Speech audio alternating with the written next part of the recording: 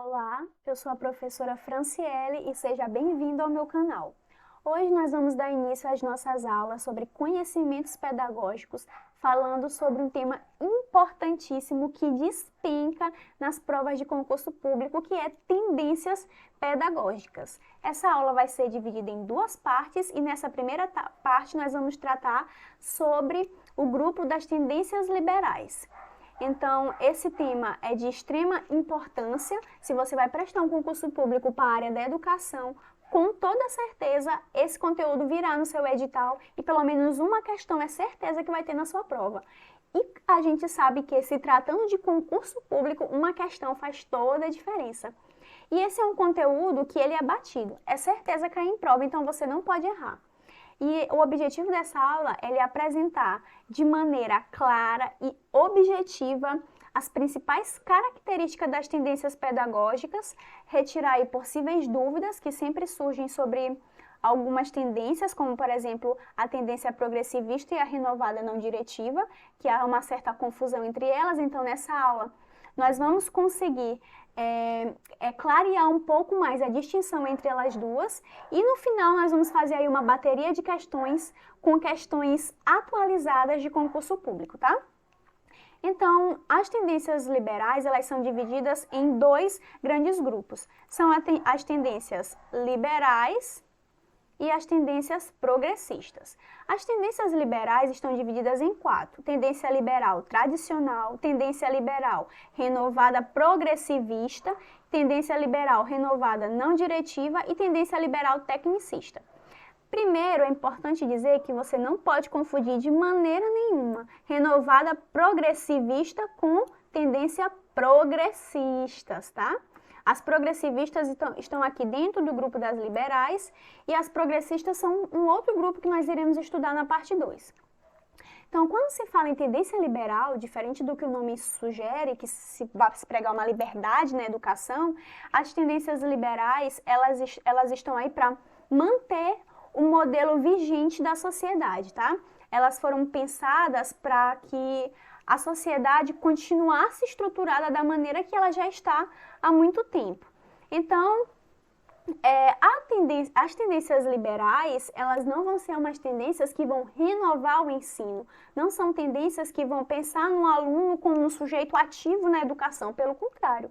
A tendência liberal, ela quer colocar o aluno para aprender como que é a estrutura daquela sociedade e esse aluno vai ter que se inserir nessa estrutura do jeito que ela está, sem criticar e sem tentar mudar, renovar essa forma em que a sociedade está estruturada. Nós temos aqui a primeira tendência, que é a tendência liberal tradicional. Como o próprio nome já sugere, a tendência liberal tradicional, ela é inclusive uma das mais simples, né? Porque ela está voltada para uma educação tradicional. Essa tendência, ela está no Brasil desde os jesuítas que chegaram aqui para catequizar os índios. E aí, essa tendência, ela visa preparar o aluno para assumir os papéis dele na sociedade. Então, como eu já falei, as pessoas, elas eram treinadas para assumir o seu papel naquela sociedade. E a escola tinha uma função primordial nisso, de preparar esse aluno para assumir a posição dele na sociedade. Então, quem eram os alunos que frequentavam essas escolas? Com certeza não era o proletariado, era quem? Os filhos dos burgueses.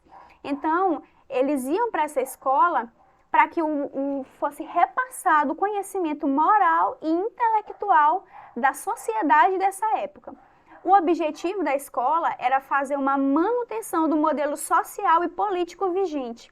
E essa proposta de educação era extremamente centrada no professor, porque acreditava-se que o professor ele era o único detentor do saber. E o aluno ele era visto como uma folha em branco, no qual o professor iria ali imprimir o conhecimento. Então, a gente não levava em conta o contexto social do aluno, a gente não levava em conta os saberes que o aluno já adquiriu antes de entrar na escola, de maneira nenhuma. A gente pensa que o aluno é uma folha em branco e que o professor é quem tem o conhecimento e o aluno vai lá somente para aprender. Então, eu trouxe aqui algumas palavras-chave para que fique mais fácil da gente compreender essa tendência. Então, na tendência tradicional, qual que é o papel da escola? Preparar um intelectual. Então, a gente vai preparar este aluno para que ele possa assumir o papel dele na sociedade. Se é um filho de um burguês, ele vai continuar o legado do pai dele. E o proletariado vai continuar lá, porque a gente não pode levar a educação para as pessoas, para as pessoas de classes mais humildes, porque a gente acredita que a educação pode modificar o pensamento dele. E não era isso que a escola tradicional queria. Ela queria manter a sociedade do jeito que já estava, com a divisão de classes que já existia. E aí, qual que era o papel do aluno? O aluno, ele seria um receptor passivo. O aluno, ele não questiona os conhecimentos, nem os conteúdos que são passados a ele. Ele chega na escola com uma folha em branco para aprender e ali ele recebe o conhecimento que é jogado pelo professor, que é passado pelo professor de maneira autoritária, sem que tenha esse questionamento sobre o que está sendo estudado. Então, o aluno ele é inserido em um mundo que irá conhecer pelo repasse de informações. Então, o professor ele vai repassar as informações para o aluno e ele tem que absorver. Nesse contexto, o professor é visto como uma autoridade. Então, o professor ele vai ser autoridade naquela sala. A gente vai pensar que, por ele ser o único detentor do saber, ele é quem tem autoridade para falar. Inclusive, é muito comum circular a imagem na internet, que já caiu até em provas de concurso, em que os alunos estão representados como um monte de ouvidos e o professor como boca. Por quê? Justamente por isso. Porque naquela época o aluno ia para a escola só para ouvir e o professor iria para ensinar. Inclusive o professor tinha autoridade para tudo, até para punir o aluno se ele não tirava uma boa nota, se ele não conseguia absorver o conhecimento como era passado. Então, o conhecimento, ele é apresentado apenas os resultados. Não há uma construção do saber, não tem aquela ideia de chegar na sala de aula e junto, professor e aluno, irem construindo o conhecimento. Porque o conhecimento, ele já está pronto, o conteúdo já está pronto só para ser repassado. E para que o conteúdo seja armazenado pelos alunos. As aulas, obviamente, são aulas expositivas, em que o professor ele vai expor todo o conhecimento dele, então vai ter exercício, vai ter lições, vai ter dever de casa. Muito comum ter aquelas listinhas também que o professor passava para o aluno decorar, e na hora da prova o aluno tinha que responder igual estava na lista que o professor passava. Então, os conteúdos, eles eram passados como verdades absolutas, eram separados da experiência. Na educação tradicional, não há que se falar em contexto educacional, em contexto social, em contexto cultural que o aluno está inserido. Aqui, os conteúdos, eles são separados da vivência e das experiências do aluno. Então, a avaliação era centrada no produto do trabalho, ou seja, do jeitinho que o professor passou, o aluno teria que responder na hora das provas. E aí, as provas eram como uma forma de punição, porque se o aluno não conseguia responder do jeito que o professor falou, do jeito que o professor passou o conhecimento, ele tirava uma nota baixa, ele poderia ser reprovado. Então, era como se fosse realmente, a avaliação é como se fosse uma punição para o aluno, para ver se ele conseguiu absorver o conhecimento do jeitinho que foi passado. E um principal representante aqui dessa tendência é Erbar. Então, as palavras-chave da tendência tradicional são essas. Mas essa tendência, ela acaba sofrendo bastante críticas. Por quê? Porque os conhecimentos que são adquiridos fora da escola, a gente sabe que o aluno não é uma folha em branco. Ele já vem com vivências e experiências para a sala de aula. E isso não era levado em conta, não era considerado nesta tendência. Então, acabou sofrendo críticas por conta disso. E também era um ensino extremamente burocratizado. Burocratizado por quê? Porque tinha que ter um conteúdo a ser repassado do jeitinho que está no livro, tinha uma memorização, a pessoa tinha que memorizar do jeitinho que o professor falava, e tinha provas que eram provas rígidas, buscando mais o aspecto quantitativo do que qualitativo do aluno. Então, o conhecimento, nessa época, ele não tinha sentido, porque ele não levava em conta o contexto do aluno. A gente sabe que cada pessoa é uma realidade, é um contexto de vida. E como eles pensavam que a classe estava ali toda homogênea, então esse conhecimento, ele não tinha sentido para todos os alunos, tinha uma ausência de sentido. Então, por isso que essa tendência acabou sendo substituída por uma outra tendência, que é a tendência renovada progressivista. Na tendência renovada progressivista, vai se buscar uma renovação desse ensino. Então, nessa tendência, nós vamos ver o papel da escola como um ambiente estimulador. Aqui, uma palavra extremamente importante para as provas é estimular experiências.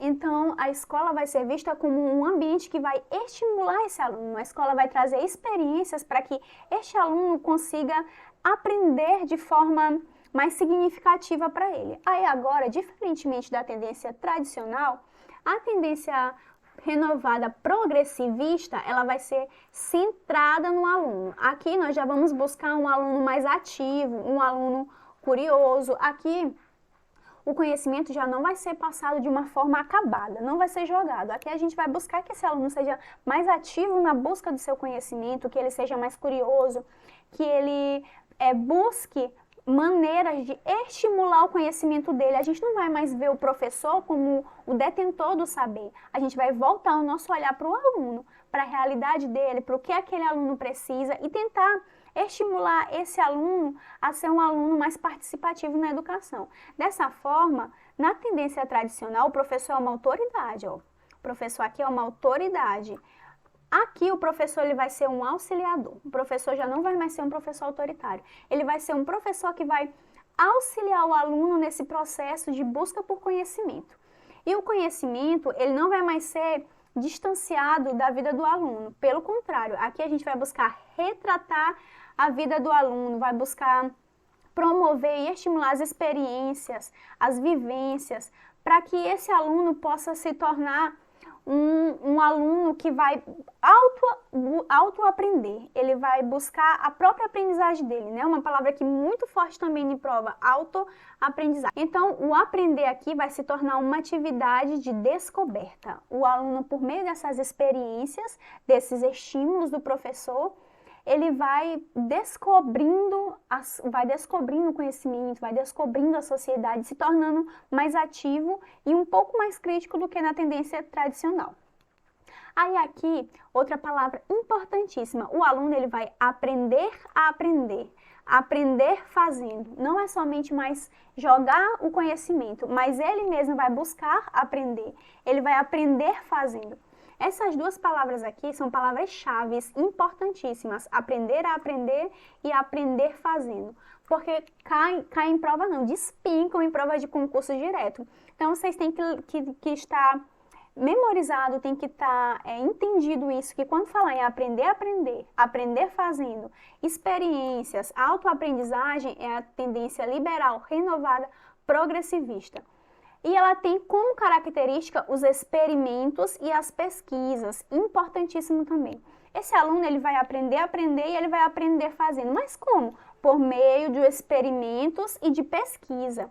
Então, o conhecimento não vai ser dado acabado. Esse aluno vai ser estimulado por meio de experimentos e também vai pesquisar para que ele possa internalizar o conhecimento. Os conteúdos escolares, eles vão passar a adequar-se aos interesses, ritmos e fases de raciocínio do aluno. Então, aqui não vai mais ser descontextualizado da vida do aluno. Aqui a gente vai adequar, já que está centrado no aluno, essa tendência, então a gente vai passar a adequar os conteúdos ao interesse desse aluno, à fase que esse aluno está, aos ritmos desse aluno. Então, o aluno ele passa a ser importante nesta tendência.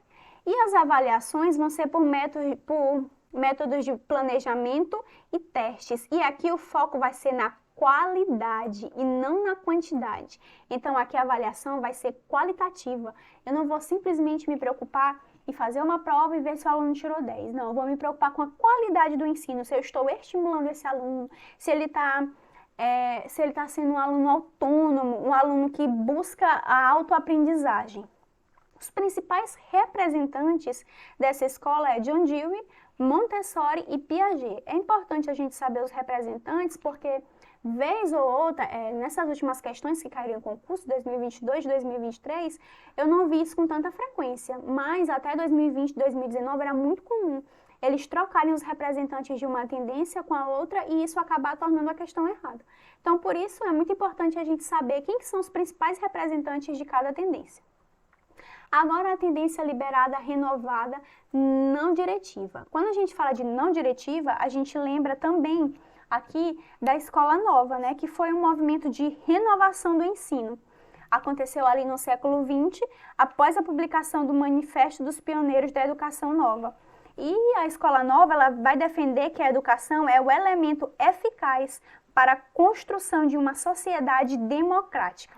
Aí aqui, na tendência liberal renovada não diretiva, também alguns autores chamam de escola novista, o papel da escola é ser uma formadora de atitudes, tá? Então aqui, a escola era um ambiente estimulador que ia estimular experiências na progressivistas, e na não diretiva, a escola vai ser uma formadora de atitudes. A educação ela vai ser comparada a uma boa terapia. Então, aqui a preocupação vai ser resolver problemas psicológicos. O professor, ele vai ser visto, na verdade, como um psicólogo. Ele vai ser visto como alguém que vai resolver os problemas psicológicos dos seus alunos.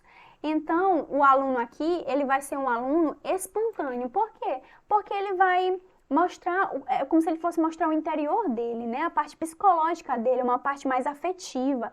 Então, os alunos aqui vão se tornar mais espontâneos, porque a escola vai ser esse ambiente que vai formar essas atitudes, que vai ser um espaço aberto para que o aluno possa ser um aluno mais espontâneo. E o professor aqui, ele é um facilitador. Então, na renovada progressivista, o professor ele é um auxiliador. Ele vai auxiliar os alunos na busca por essas experiências. Ou ele vai auxiliar o aluno a aprender fazendo. E aqui, o professor ele é um facilitador, ele vai facilitar essa formação de atitudes nos alunos. O professor ele vai ser um especialista em relações humanas, vai ser uma escola, uma tendência voltada pela afetividade. O professor ele vai ser realmente como se fosse um psicólogo. E a educação, para ela ser boa, ela vai ter que ser vista como uma terapia, como uma boa terapia. Aqui, as palavras que são muito importantes também é autoaprendizagem e autoconhecimento. Já que eu estou voltada para essas questões psicológicas, eu vou olhar para o aluno vai olhar para dentro de si. Então, ele vai olhar para dentro de si, ele vai buscar um autoconhecimento sobre o mundo e sobre si mesmo, ele vai buscar uma autoaprendizagem. E a metodologia aqui vai ser o quê? O desenvolvimento da capacidade e o fortalecimento do lado psicológico. Sempre que falar de psicologia, de terapia, de afetividade, de professor facilitador, a gente vai ligar isso à tendência liberal renovada não diretiva. Os conteúdos escolares vão passar a ter uma significação pessoal. Por quê? Porque está voltado para um autoconhecimento, para uma autoaprendizagem, indo ao encontro dos interesses e motivação do aluno. Então, vai ser uma tendência também voltada para o aluno, voltada para os interesses do aluno. E a avaliação vai ser feita nesse processo. Então, eu vou vendo se o aluno consegue se tornar mais espontâneo, se o aluno está conseguindo se autodesenvolver, se o aluno está conseguindo desenvolver uma autoaprendizagem, um autoconhecimento. Então, durante esse processo, eu já vou avaliando o aluno. E o foco vai ser na formação de atitudes. Não esqueça, essa tendência é uma formadora de atitudes. Então, quando falar em formação de atitudes, automaticamente vocês vão lembrar da tendência liberal renovada não diretiva. Os principais representantes dessa escola é Carl Roger e a escola de Summerhill, que é uma escola que ainda está funcionando até hoje. Por último, a tendência tecnicista, que também despenca em prova, eu vejo bastante questões sobre essa tendência. E aí, ela é uma tendência que foi desenvolvida para que o aluno ele pudesse ser inserido no mercado de trabalho. Essa tendência ela surgiu sobre a força do regime militar no país e ela tem como principal objetivo atender os interesses da sociedade capitalista. Então, ali, o que a sociedade capitalista precisa de mão de obra? Então, a escola, com uma função social que ela tem, ela vai atender os interesses da sociedade. E nesse contexto, a sociedade estava precisando de mão de obra qualificada para atuar no mercado. Essa tendência tecnicista, ela é uma prática extremamente controladora das ações do aluno e do professor. Por quê? Porque vão trazer manuais repetitivos, conteúdos programados, de forma que não há espaço para que seja questionado, não há espaço para que seja pensado ou seguido outra coisa, senão aqueles manuais técnicos que são passados. Então, aqui, as palavras que são chaves, que é assim, palavra-chave para essa tendência é o quê? A racionalidade, a eficiência e a produtividade. Então, eu quero um aluno que seja eficiente e que seja produtivo, porque eu preciso inserir ele no mercado de trabalho. Nesse contexto da educação liberal tecnicista, a educação passa a ter seu trabalho fragmentado, com o objetivo de produzir os produtos sonhados e demandados pela sociedade capitalista e industrial. O que eram esses produtos que eram demandados pela sociedade capitalista e industrial? Era a mão de obra. Se precisava de mão de obra, e a escola exercia esse papel de preparar os alunos para o mercado de trabalho.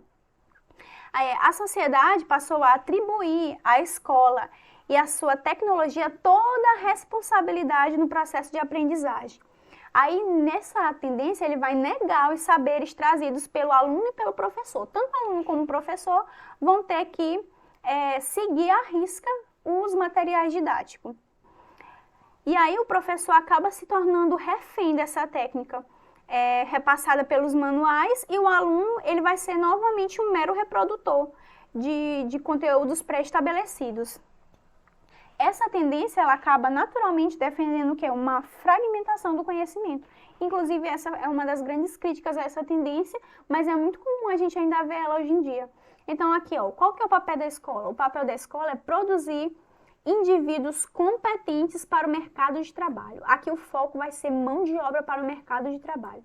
Então, o aluno vai ser o quê? Vai ser um depositário passivo dos conhecimentos. Aqui o aluno não é crítico, não é ativo. Aqui o aluno é aquele sujeito passivo que vai absorver os conhecimentos. E o papel do aluno é reproduzir fielmente as instruções. O professor ele vai ser visto como um especialista, um técnico, ele vai ser o administrador do conhecimento, né? O professor ele vai administrar os procedimentos didáticos. Então aqui a gente vê mesmo o professor como alguém que é um técnico, que ele vai somente passar aquilo que está no manual.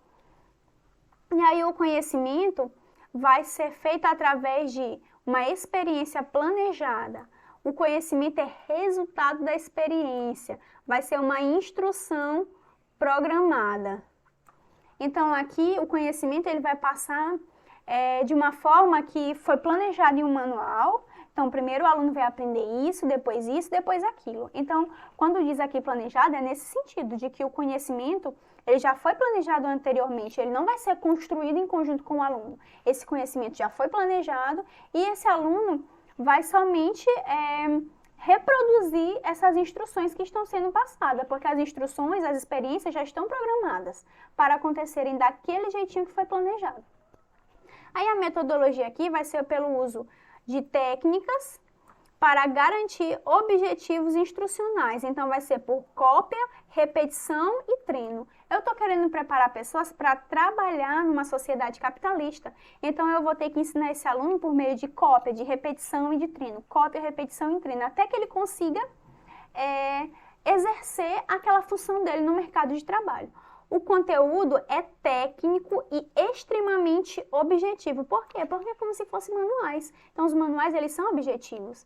E aí, o conteúdo acaba sendo também extremamente objetivo. Não é para formar um aluno que vá pensar, que vá questionar. A gente está formando um aluno só para seguir regras, para seguir o manual. Então, ele tem que ser realmente objetivo o conhecimento. E a avaliação do aluno é feita por ele conseguir reproduzir o que foi ensinado. E as palavras-chave aqui, eficiência e produtividade. Então, se o aluno é eficiente e produtivo, então ele está apto a exercer a sua função no mercado de trabalho. Aqui, os principais representantes são Skinner e Bloom. Quero dizer também para vocês que esses são os principais pontos que nós trabalhamos dessas tendências. Foram as 4 tendências liberais que nós vimos hoje. Liberal tradicional, renovada progressivista, não confundir com progressista, renovada não diretiva e tecnicista. E eu estou disponibilizando para vocês mapas mentais gratuitos. Aqui está só um exemplo de como estão os mapas mentais, tá? Desse conteúdo que nós estamos trabalhando, que é tendências pedagógicas. Caso vocês tenham interesse em adquirir gratuitamente, tá? Estou disponibilizando gratuitamente esses mapas mentais. É só vocês marcarem aqui nos comentários, botarem um e-mail de vocês e dizerem eu quero, que eu vou estar enviando para todo mundo que comentar, viu? Vou enviar por e-mail. Só comentar eu quero e o e-mail de vocês. E essa é a primeira parte da nossa aula, que são as tendências liberais. Na próxima aula nós vamos estudar as tendências progressistas. E no final de tudo, dos dois grandes grupos de tendência, nós vamos fazer um bloco de questões atualizadas sobre concursos públicos. E quem quiser o mapa mental, só bota aqui no comentário "eu quero" e o seu e-mail que eu envio.